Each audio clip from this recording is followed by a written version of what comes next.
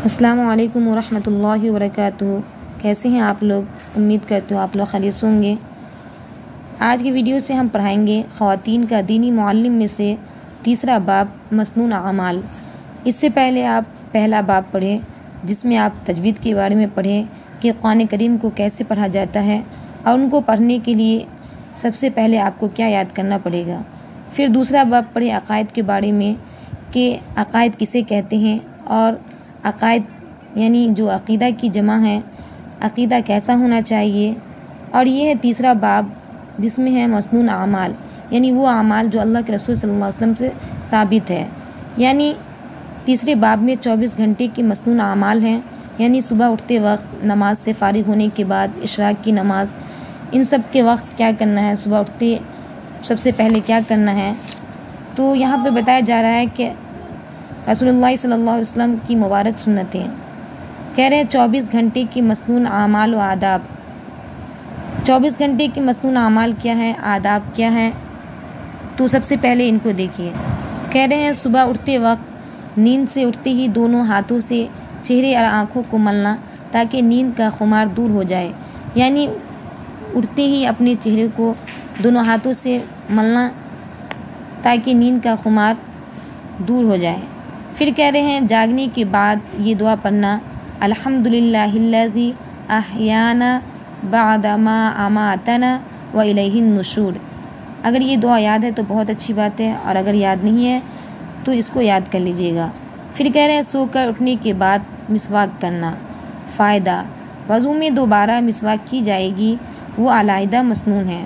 سو کر اٹھتے ہی مسواک کرنا علیحدہ سنت ہے، یعنی آپ صبح سو کے اٹھیے تو مسواک کیجیے، یہ علیحدہ مسنون ہے جو اللہ کے رسول صلی اللہ علیہ وسلم سے ثابت ہے۔ اور نماز میں کے لیے آپ جب وضو کیجیے تو اس میں آپ مسواک کیجیے، وہ علیحدہ سنت ہے۔ پھر کہہ رہے ہیں نیند سے بیدار ہونے کے بعد کپڑے پہننے ہوتے ہیں، کپڑے پہنتے وقت ان سنتوں کا خیال رکھیں۔ یعنی جب انسان سو کے اٹھتا ہے تو جب ان کو کپڑا پہننا ہوتا ہے تو ان سنتوں کا خیال رکھنا ہے، پہلے کیسے پہننا ہے، کدھر سے شروع کرنا ہے۔ تو کہہ رہے ہیں کرتا یا قمیص پہنے تو پہلے دائنی آستین دائیں ہاتھ میں پہنے، پھر بائیں ہاتھ میں بائیں آستین پہنے۔ پاجامہ یا شلوار پہنے تو اول دائیں پاؤں میں پھر بائیں پاؤں میں۔ ایسے جو جوتا پہلے دائیں پاؤں میں پھر بائیں پاؤں میں پہنے، اور جب اتارے تو پہلے بائیں طرف کا اتارے پھر دائیں طرف کا اتارے۔ پہنی جانے والی ہر چیز کا یہی طریقہ مسنون ہے، یعنی ہر چیز پہلے دائنی طرف سے شروع کرے پھر بائیں طرف۔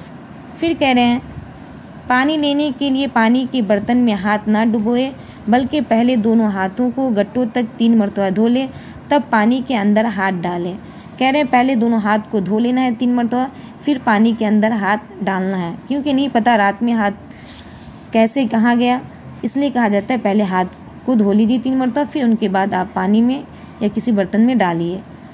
جناب رسول اللہ صلی اللہ علیہ وسلم جب بیت الخلاء میں تشریف لے جاتے تو جوتا پہن کر اور سر ڈھانک کر جاتے تھے، تو ایسا ہی کرنا ہے، جوتا پہن کے جانا اور سر ڈھانک کر جانا ہے۔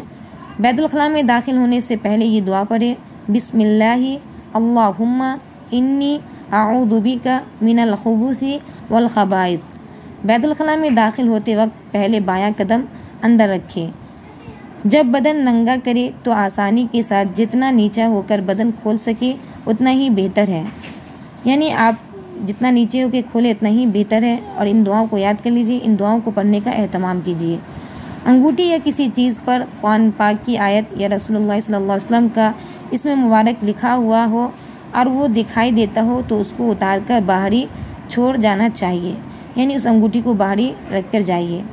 وہ تعویذ جس کو پلاسٹک یا چمڑے میں بند کر لیا گیا ہو یا کپڑے میں سی لیا گیا ہو اس کو پہن کر جانا جائز ہے، یعنی اس کو پہن کر آپ جا سکتی ہیں۔ رفع حاجت کے وقت قبلے کی طرف نہ چہرہ کرے نہ پیٹھ، یعنی قبلے کی طرف، کعبے کی طرف، پچھم کی طرف نہ چہرہ کرے نہ پیٹھ۔ جنوباً شمالاً یا ٹیڑھا ہو کر قبلے سے پھر کر بیٹھے، یعنی یہ تو آپ اتر دکھن بیٹھیے لیکن پچھم پورب نہیں بیٹھ سکتے۔